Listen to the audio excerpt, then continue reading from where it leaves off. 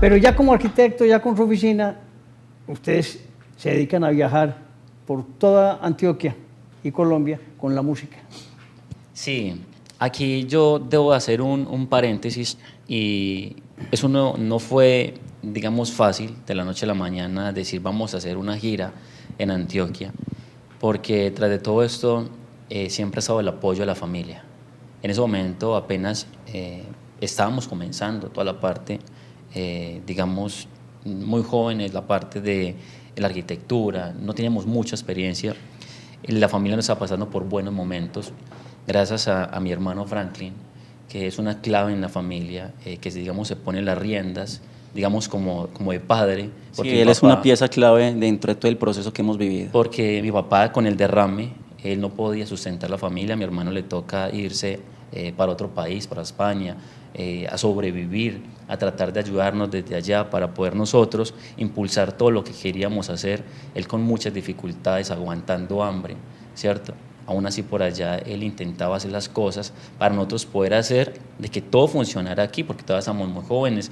Yo salía del seminario que no tenía esa experiencia y aún así, con ese apoyo de mi familia, mi papá, mi mamá, mi hermano, tomamos la decisión de decir vamos a empezar a hacer esta gira, ¿sí? Con esos recursos que hemos conseguido vamos a hacer esta gira y nace ahí la parte artística de B&D, ¿cierto? B&D es la unión de los nombres Víctor y Dani, ¿cierto? La V, D y la D. Y empezamos a hacer una gira. Vamos a alcaldías, a colegios, a universidades, a centros educativos, a centros de cultura, a presentar nuestra propuesta. ¿Cómo nace esta propuesta? Con todo lo que veníamos viviendo, experimentando, creando, nace algo muy especial y es la unión de la música con la pintura.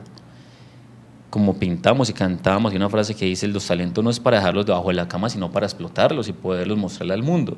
Pues dijimos, hagamos una identidad diferenciadora, unamos la música con la pintura, a cada obra que pintemos, hagámosle una canción, o a cada canción que pintemos, hagámosle una obra artística. Y nuestra experiencia fue llevar eso a los colegios, a las alcaldías. Mientras íbamos, por ejemplo, mientras yo iba a los colegios, Víctor por un lado iba a las iglesias a presentar la parte de arquitectura para tener también más recursos. Y así salieron proyectos. Salieron contratos para cantar, salieron contratos en colegios. Vamos a poner un ejemplo de una obra con una canción. ¿Algo claro que sí. Háganle. ¿Una canción? Bueno. Hay una que es Mi Luna, un pedacito, les voy a cantar un pedacito. Claro. Es bonita. El coro. Mi luna, mi estrella, mi sol, incansable amor, un planeta distante del que no soy, mi cielo, mi rayito de sol, mi constelación. Si alguien te ama, no te ama como yo, no te ama como yo. Es una interpretación. Es una interpretación de que a veces en muchos momentos la magia del cariño también se siente, digamos, como el universo. Y esa persona que uno tiene debe significar todo eso. Nuestras letras tratan de ser no muy poéticas, pero sí con mucho sentido comercial, pero también muy estructuradas desde la parte metafórica. ¿Para qué? Para que tenga, digamos, un concepto más que llegue al público, ¿cierto? Entonces, claro, veníamos de esas giras y preciso, sé que nos lo va a preguntar, tuvimos un accidente. Bueno, usted está como alguien que no deja que yo pregunte, ¿no? Pero muy bien, lo que estás diciendo, Daniel, es cierto. En ese momento de reconocimiento por lo menos y de algo de éxito y de estar disfrutando, se presenta otra tragedia. Mejor dicho, la vida de ustedes ha estado enmarcada de cosas positivas, pero de grandes tragedias que afectan un tiempo a todo el hogar, ¿no? ¿Cómo fue ese accidente? Veníamos nosotros después ya veníamos para Medellín a descansar porque ya teníamos fechas separadas, al otro mes íbamos a comenzar ya con conciertos, con contratos de arquitectura, porque nos llevamos la torre en donde trabajamos también la arquitectura al mismo tiempo y veníamos. Resulta que paramos en Andes a desayunar. ¿En Andes? En Andes, paramos a desayunar en Andes y de venida ya veníamos por el lado de Salgar, donde hay unos precipicios. Comparto esto porque creo que es supremamente importante. Cuando salimos, media horita antes veníamos haciendo el rosario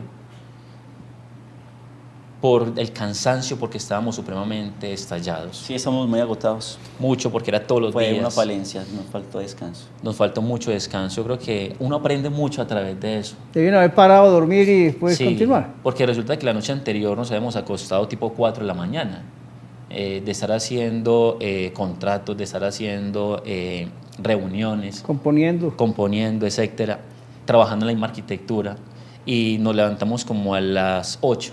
Son 4 horas muy mínimo, y el sol, alrededor de las 11 de la mañana, cuando veníamos haciendo el rosario, veníamos escuchando música de Ricardo Arjona, eso en ese calor tremendo, y yo iba manejando, y pues íbamos el manager Juan, que era una persona que admiramos mucho, que creyó mucho en nosotros en ese momento, y le agradecemos inmensamente, Víctor en mi persona,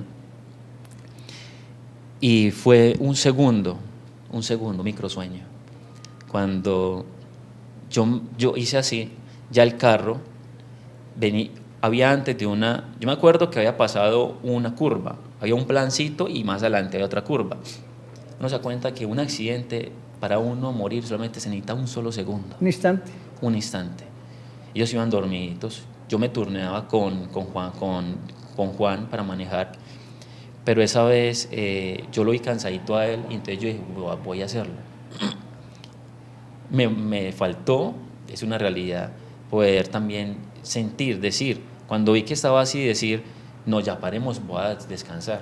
No, continué, y cuando hice así, el carro en ese plancito se fue y se encunetó sobre un pocetón grandísimo, y cuando cae, cuando se da, el carro se levanta. No sé si han visto la escena de Rápido y Furioso cuando Toretto, creo que es la quinta o la sexta película, se lanza por un volado.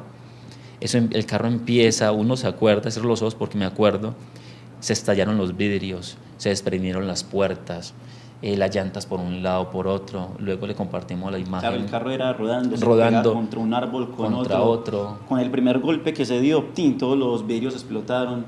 Eso quedó como un acordeón en el primero que se dio. Sí, o sea, fue cayendo casi 25 metros. ¿Cuánto rodaron? 25 metros más o menos. Tanto fue que cuando fuimos con mi papá días después, mi papá se le salían las lágrimas, porque era muy, muy profundo.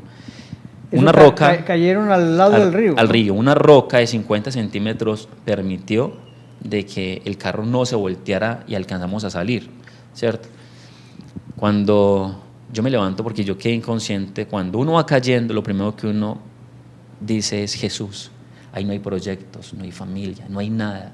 Uno se da cuenta que en un borde de la muerte, el alma siente que lo único que puede salvarlo en ese instante es a lo que él tiende. Y uno dice, Jesús, lo único que uno dice. Y empieza a caer y a caer. Yo me acuerdo que yo me desperté abajo y yo salí rápido, súper asustado, casi llorando. Yo maté a mi hermano y a Juan. Yo dije, los maté. Yo sentía una agonía tremenda cuando voy viendo a mi hermano pararse. Yo descansé un poco, pero lo veía sangrando por todo lado. Yo lo veía sangrando, a Juan lo veía sangrando por aquí, todo el rostro también. Después de que yo los vi ya parados, yo dije, gracias a Dios. No están, o sea, pueden que estén lesionados, pero están vivos.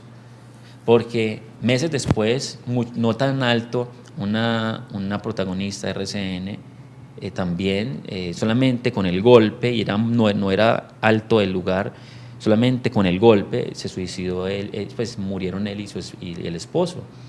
Uno dice, fue un milagro.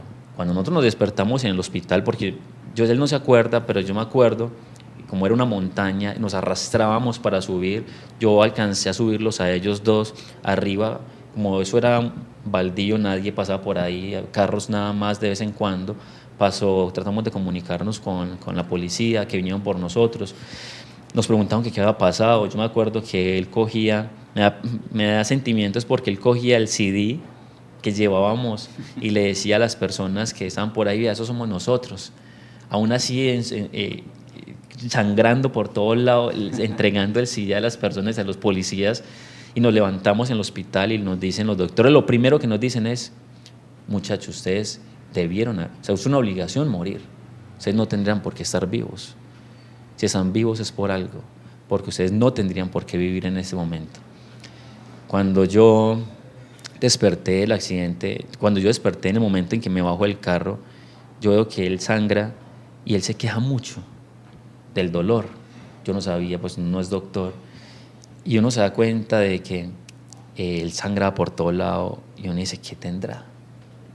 Cuando estamos allá en Salgar, que nos llevan a Bolombolo, al hospital más cercano, él no aguanta el dolor.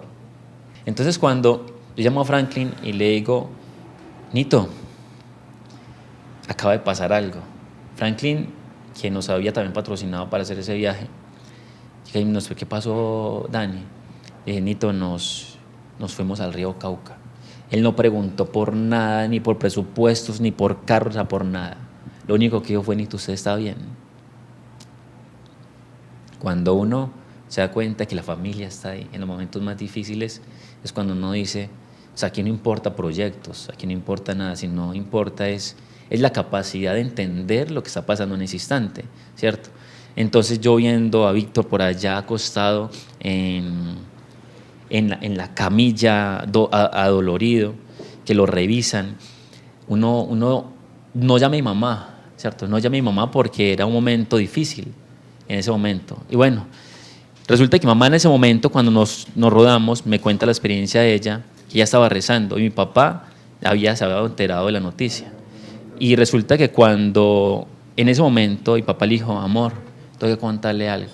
Y mamá, ese sentimiento de madre le dijo, yo sé, no me cuente todavía que estoy aquí orando por ellos. Yo quiero saber ese momento que usted estaba dormido, ¿no? ¿Qué sitio o no alcanzó a ver, no supo qué pasó, mejor dicho? Cuando yo estaba rodando en ese proceso, sí sentí una paz muy bonita. Es un testimonio que yo doy, sí, porque en medio de que sabía que el carro se estaba golpeando con los árboles, con las piedras, estaba rodando, iba atrás. Yo iba atrás, veo como la guitarra era una Fender negra hermosísima que le había regalado el padre Sandro. Se destruye en pedacitos, quedó en pedacitos de los golpes. Yo recuerdo que me di muy fuerte en la cabeza y en ese momentico, aunque era consciente de lo que estaba viviendo, empecé a sentir como si algo nos abrazara de una paz muy, muy fuerte y hasta ahí recordé. Ya cuando recuerdo que desperté parado, no sé cómo salía el carro, no sé de qué manera, estaba sin camisa, con un solo zapato, y yo, ¿y mis gafas dónde están? y sentí un dolor por acá. Entre otras cosas, lo que ocurre siempre en un accidente es que los zapatos vuelan, eso es una cosa simpática, ¿no? Sí. Lo primero que pierde es el zapato. Sí, pero sí logré sentir una paz hermosísima, una paz que nunca había sentido, que nunca he sentido. Y sí veía mucha luz en el momento, en tonos cálidos, pero es lo que recuerdo, es lo único que recuerdo. Bueno, pues, en medio de ese sufrimiento, de esa caída, esa preocupación, sí hubo un momento en donde logré sentir mucha paz, como si algo nos estuviera cobijando. Hombre, era un accidente brutal, se salvaron milagrosamente, pero vuelve y arranca otra vez la vida económica difícil. Sí, claro. Es otro proceso de transformación. ¿Qué ocurre después? Ya usted estuvo 6 meses fregado, ¿no? Sí, yo estuve, el proceso de recuperación un año. Fue lento. Yo no me podía levantar de la cama, me pusieron un corcel y no podía salir a caminar ni nada. Yo todas las necesidades las tenía que hacer en cama, me atendían todo en la cama.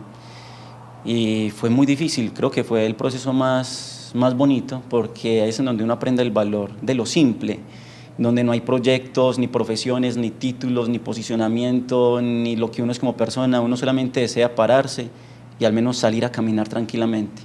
Y el hecho de no poderlo hacer, eso es muy frustrante. Entonces yo sí le pedí a Papá Dios que me permitiera nuevamente volver a caminar. El proceso de recuperación duró casi todo un año para volver nuevamente a tener mi movilidad completamente.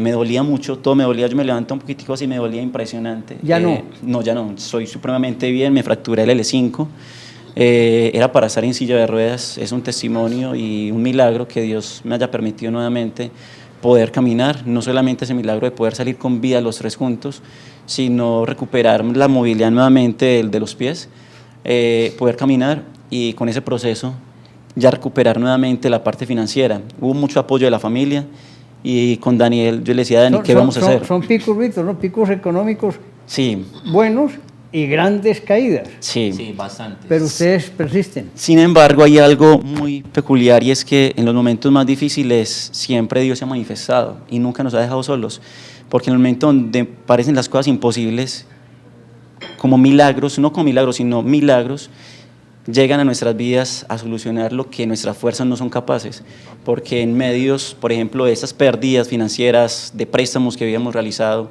aparecen también milagros económicos que de la noche a la mañana se convierte en donde nosotros ni siquiera los buscamos, sino que vienen a nosotros. Apareció una obra de arte de aproximadamente unos 5 metros por 4 metros de alto, que nos permite cubrir todos los gastos. Yo empiezo a pintar con el corcel, sentadito, en la postura en donde podía, mientras Daniel se montaba en los Atriles, en los andamios para poder finalizar. Esa obra se encuentra en las Bienaventuranzas, en la Comuna 13. Es una obra para una iglesia y al mismo tiempo esa misma iglesia nos solicita que reconstruyamos la iglesia, le hagamos una remodelación. Ya, entonces, como arquitecto. Como arquitecto, entonces pintamos esa obra artística y al mismo tiempo reformamos esa capilla por completo, todo lo que es el exterior al ¿Dónde interior. está para que la gente sepa y pueda ir? La iglesia de las Bienaventuranzas, en la Comuna 13, ese es, en el 20 de julio. Esa es la iglesia. Donde incluso es icónica porque ya saben que el 20 de julio la parte de las escaleras eléctricas se ha vuelto muy famoso. Entonces la gente quiere mucho esa obra por lo mismo, porque se llama Las Bienaventuranzas y la obra fue la misma gente la que oyó, digamos, a costar esa obra. Entonces es un Jesús hablando en el sermón de las montañas y es el icono de la iglesia, por ende el icono también del barrio. Entonces ha sido una obra muy significativa también para el 20 de julio. Qué bueno.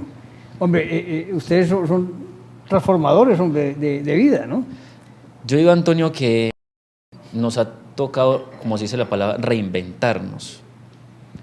Cuando uno habla de reinventarse, es porque uno no se puede simplemente quedar en la dificultad, sino que mi papá nos enseñó con mi mamá, nos enseñó a que cuando hay un proceso difícil, como lo que le pasó a él, llevarlo a la evolución y no quedarnos en el problema, sino buscar alternativas de qué podemos hacer. Yo cuando Víctor estaba en cama, yo me acuerdo que yo llamaba a emisoras para que nos atendieran, muchas nos decían que no, otras nos decían que sí, y aún así yo iba, nos presentábamos, hablábamos, buscábamos, íbamos a parroquias, llamábamos, íbamos y tocábamos la puerta, caminábamos. ¿Grabaron? También. Nosotros, por ejemplo, cuando nosotros buscábamos los cuadros en las iglesias, las obras, uno llega a un punto donde uno dice, hemos caminado tanto y que terminábamos cansados. Una vez nos tocó caminar yo le pongo por ahí unos 10 kilómetros para ir a una iglesia porque no teníamos pasajes. Y así sucesivamente, cuando nosotros íbamos luego a las disqueras a caminar porque no teníamos economía para grabar, nos íbamos desde Bello hasta la 80, eran casi 4 horas caminando, luego otras 4 volviendo. A veces caminábamos desde las 10 de la noche hasta las 2 de la mañana para llegar contentos a contarle a mi papá lo que habíamos hecho. No puede ser. Sí, entonces cuando caminábamos y a veces aguantábamos hambre todo el día, uno dice, todos esos recuerdos que uno empieza a visualizar, uno dice, cada recuerdo, cada caminada, cada trasnocho, cuando uno llega con ampollas a la casa, por lo mismo, porque no teníamos pasajes, y papá con la tiendita en ese momento, porque Víctor estaba también así y no teníamos nuevamente la economía, uno se da cuenta de que mi papá nos decía, mi hijo, coja si quiere las moneditas. Nosotros le decíamos, no papá, porque eso es para la comida acá en la casa. Nosotros nos vamos caminando y volvemos caminando, no se preocupe. Uno se da cuenta de que esta es la voluntad de uno. A veces los sueños y el reinventarse no está en el hecho solamente de decir hay un problema, sino salir a buscar la solución. Y eso, la solución es lo que los lleva a uno a evolucionar. Cuando uno estalla la mente y decir, ¿qué hacemos? De hecho, eso es algo que nos enseñó mi papá, de ver las dificultades de la vida no como un problema, sino que simplemente hacen parte de la vida, es un proceso de más.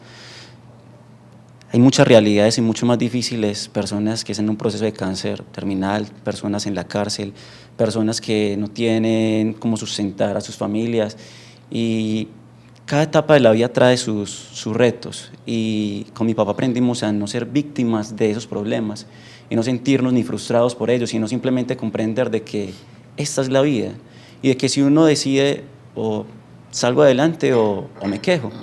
Y Oye, pues es sorprendente porque esa espiritualidad, esa parte de la formación familiar y después los salesianos y usted mismo con su profesión, pues han logrado transformar vidas adicionalmente, mucha gente.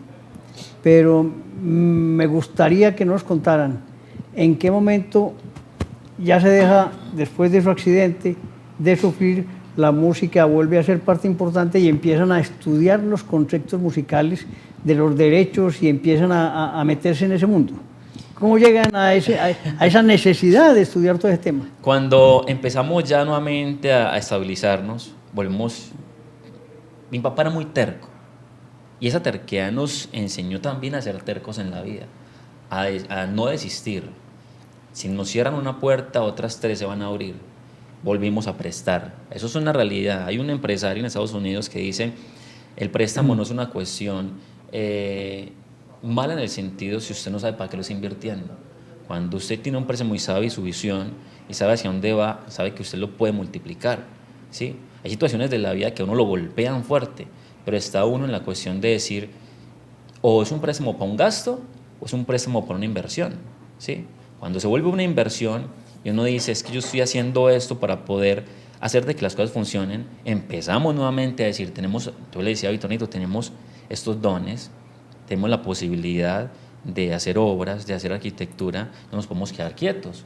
Entonces, por ejemplo, un ejemplo, necesitamos algo urgente para hacer una canción o ir a viajar o hacer algún contrato, etcétera. Decíamos, pues prestemos los 5 porque yo en 2 noches puedo hacer una obra y lo pagamos. O sea, el don que Dios nos da la capacidad de hacer economía rápido porque las manos generan eso, ¿cierto? Entonces, una semana entera hacíamos obras y sacamos obras en una semana y eso nos daban 5 millones, por ejemplo. Entonces, cuando uno componiendo, ¿no? Y también componiendo. Hombre, ya que hablamos de composición, en esas caminatas de Bello hasta la 80, sufriendo, me supongo que compusieron, ¿no? Mucho. A ver, ¿cuál? En composición, ay, Dios mío, es que tenemos Víctor, como ¿le ayuda? 500 Piense. canciones. le prometo. La de Prometo. Y ya no habrá una montaña que no pueda cruzar por ti. Son tus brazos el lugar donde soy feliz. Y voy a amarte más allá de las estrellas. Y esta será Una promesa para siempre a tu corazón. Me siento afortunado al tener tu amor. y voy a amarte más allá de las estrellas. Hombre, qué bien, qué maravilla. Esas son composiciones en momentos de sufrimiento. Mucho.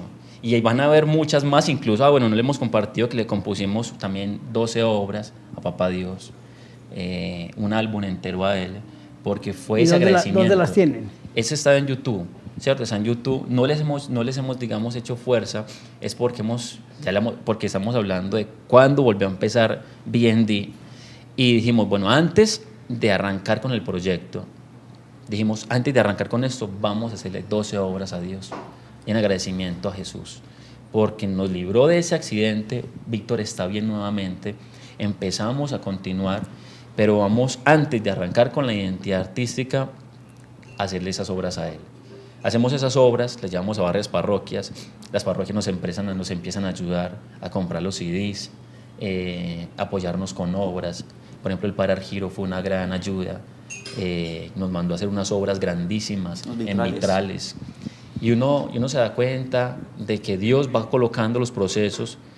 Veníamos hablando, eso hago un paréntesis porque es una relación de que cuando Dios ya hace el milagro depende de uno si uno lo coge o no. como cuando Jesús sanó al ciego y le echó barro en el ojo, ya lo sanó, pues le dijo, vaya y lávese en el pozo. Dependía del ciego ir o no ir, porque ya estaba sano. Lo que importante era lavarse para terminar de ver. Y lo mismo pasa con la vida de uno. Depende de uno si uno va. Ya el milagro Dios lo hizo con la vida. Ahora vaya usted y también ponga su granito de arena para que las cosas puedan funcionar. Dios siempre ya te está dando los milagros. Depende de uno ir a coger esos milagros. Depende de uno ir a salir y buscarlos. Entonces, después de hacer esas obras, a Papá Dios dijimos, vamos a empezar ya nuevamente. Pero no solamente como V&D, sino como Víctor y Dani Roes. ¿Qué es Roes? Es el abreviado de los apellidos de mi papá y mamá, que es Rodríguez Ruiz Ramírez, ¿cierto? Roes. Entonces, en honor a ellos, empezamos a hacer nuevamente el proyecto. Ya como Víctor y Dani Roes, empezamos a contratar personas para salir en medios, en Bogotá, por todos los medios televisivos, Caracol, RCN, muchísimos emisoras por todo Colombia. Empezamos a crear fanáticos en todo el mundo. Había fanáticos en Brasil, Egipto, Portugal, Estados Unidos, México, Ecuador, en todo el mundo. Eso nos posicionó en un momento en ser número 1 en Napster. Van bien, eso no ha habido más tragedias, ¿no? Por ahora no. No, gracias a Dios. Okay. Pero sí, cada cosa tenía su reto. Su reto. Claro, no, o sea, el aprendizaje es algo que es muy valioso. En ese proceso nos vimos en esa necesidad de afrontar la vida con un rostro más amable. Y ahí empiezan los proyectos de arquitectura, las obras artísticas. Al momento hemos pintado y realizado y distribuido más de 500 obras artísticas obras, aproximadamente en Colombia y el mundo.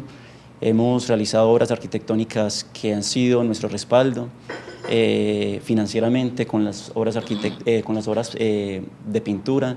Nuestro hermano Fran, nuestro papá también invirtieron también en los procesos porque es muy costoso. Obviamente por desconocimiento de lo que es la industria musical, perdimos también mucho dinero en los procesos ya dentro de la industria como tal, porque no teníamos pues una buena asesoría o estructuración de los modelos de negocio. Entonces ahí fue cuando tomamos la decisión, después de hacer toda esta gira en Colombia, a sentarnos. Contratamos un abogado con doctorado en Estocolmo, que nos ayudó mucho a comprender toda esa parte legal y aprendimos sobre las sociedades de gestión colectiva, agregadoras digitales, contratos, licencias, acuerdos internacionales. Pero no llega solamente así como así. Porque uno para llegar a dar un paso es porque ha sucedido algo, ¿cierto? Entonces nosotros no llegamos al conocimiento de los derechos porque sí, porque éramos artistas, como todos los artistas hoy lo son en la actualidad. La deficiencia, me lo permito decir con autoridad de la industria musical, es el conocimiento. Porque el mismo conocimiento, aunque está ahí a la mano para que los artistas lo cojan y lo aprendan, no lo hacen.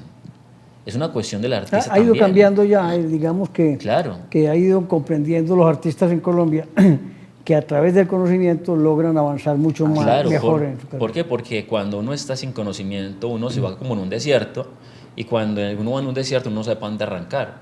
Sin conocimiento uno va a cualquier lado y uno puede morir en el desierto, pero cuando uno se enfoca y dice, realmente es por ese camino, es mucho más ameno el camino porque a la fuente va a llegar.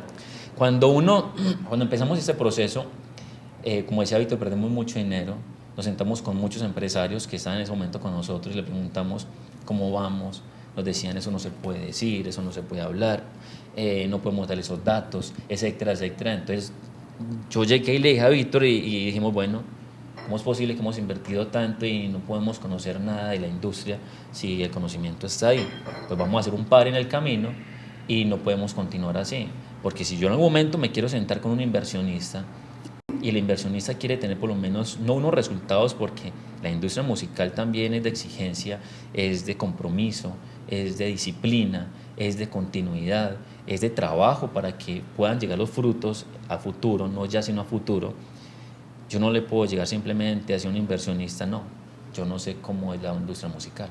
Pero cuando yo tengo un conocimiento, por dónde me puedo meter, qué puedo hacer, qué posibilidad hay de que él gane o pierda, ya es un riesgo si quiere invertir en mí, pero está la posibilidad de que pase algo más porque hay estos números, porque hay esas posibilidades, pues de cierta manera uno dice, pues hay una posibilidad, pero sin posibilidades es muy difícil que lo apoyen.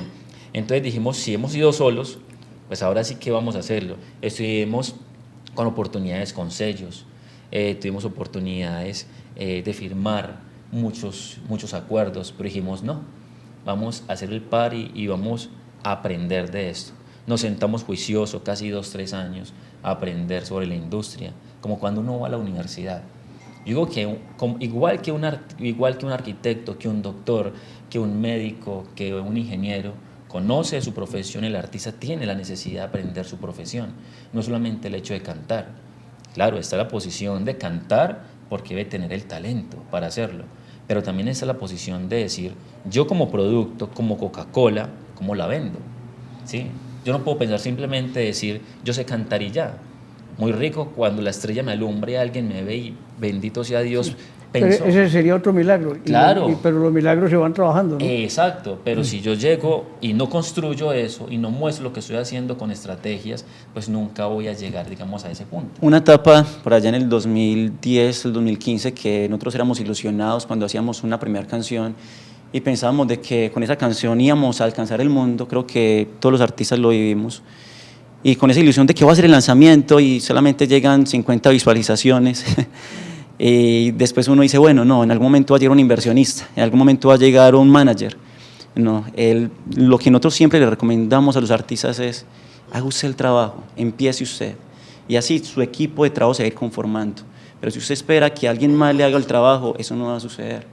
Eso sería un milagro neto, eso sucede en 1 en 1.000.000, ¿cierto? Sí han visto esos casos, pero cuando el trabajo viene, el empeño, la disciplina, el talento se junta y usted decide hacer el trabajo, ponerse el cinturón y decir, voy a hacer lo que esté en mis manos, no voy a esperar de pronto a que llegue alguien, y si llega, que sea para poder complementar, que hagamos un equipo de trabajo, que una visión a futuro para que podamos trabajar, organizar una estructuración de proyecto artístico, cuáles son los modelos de negocios, cuál es nuestra visión a corto, mediano, largo plazo, pero tratar de tener los pies en la tierra como cualquier modelo de negocio.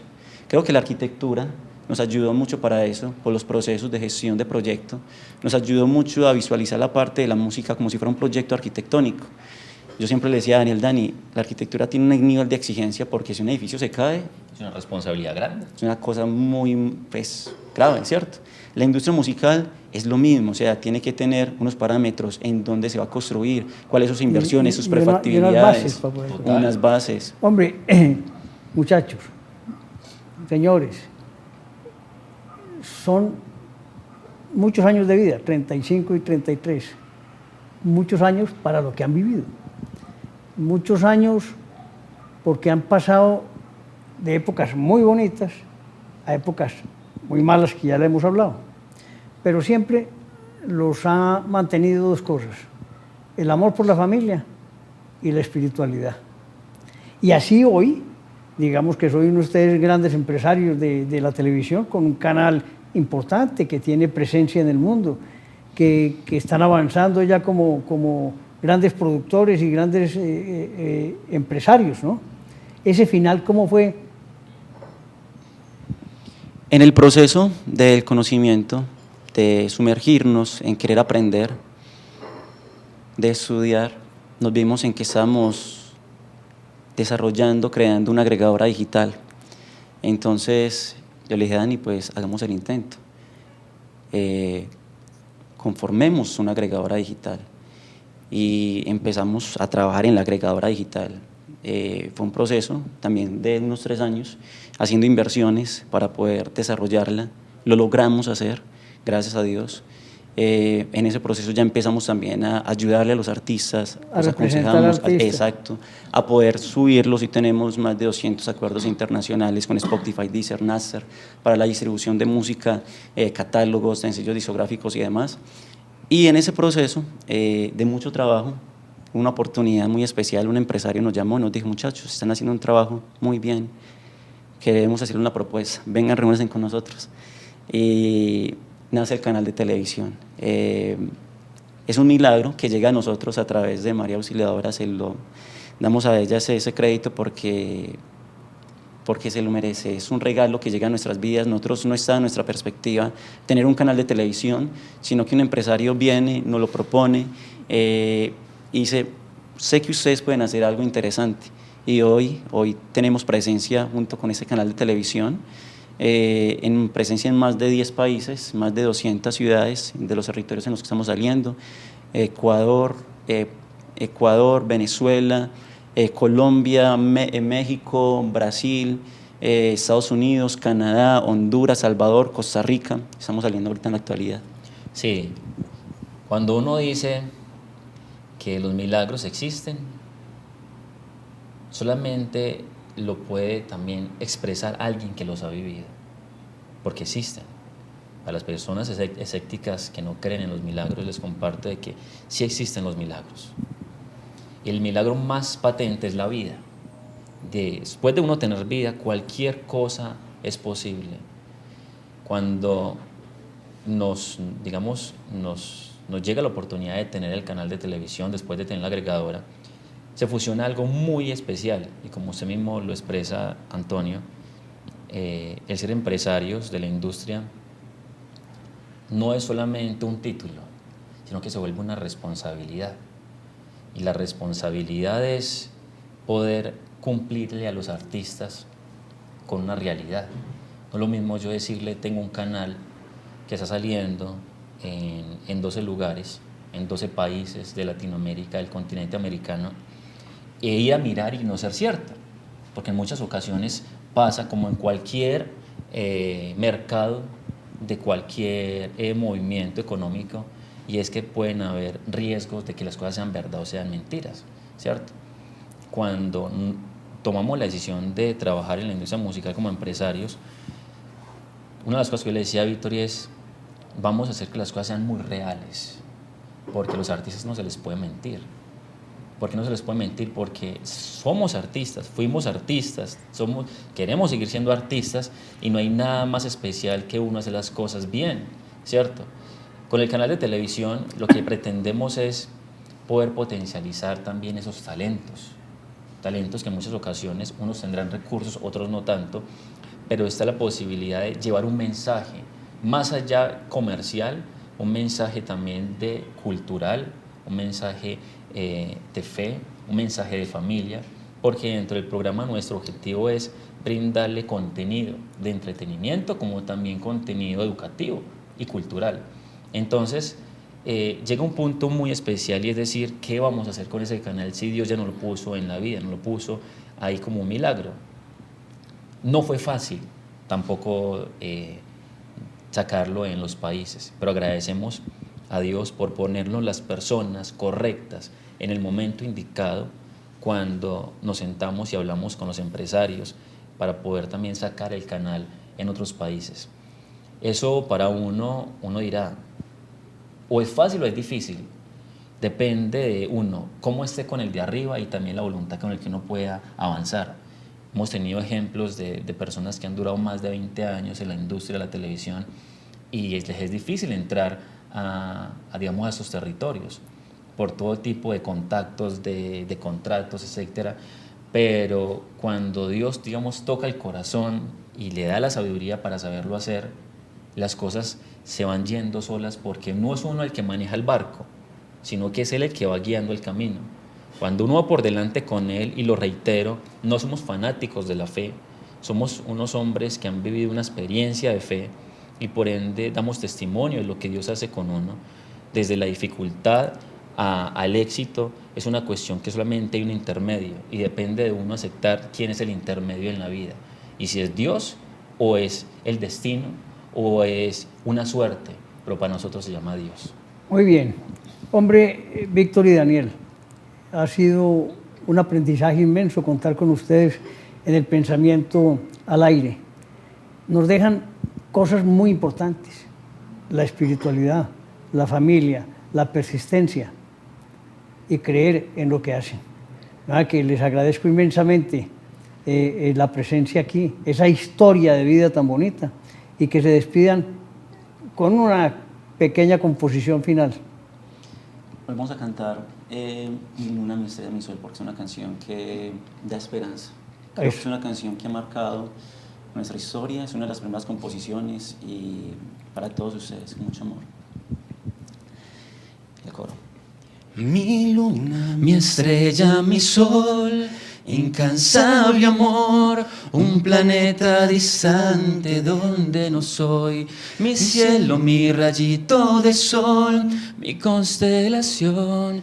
Alguien te ama, no te ama como yo, y quisiera ver de nuevo tu mirada, quedarme naufragante en tu piel y perderme cada día en tus besos. Quisiera ver el mundo en tu mirada, arraigarme cada día en tu sol, sostenerme en tu piel para siempre.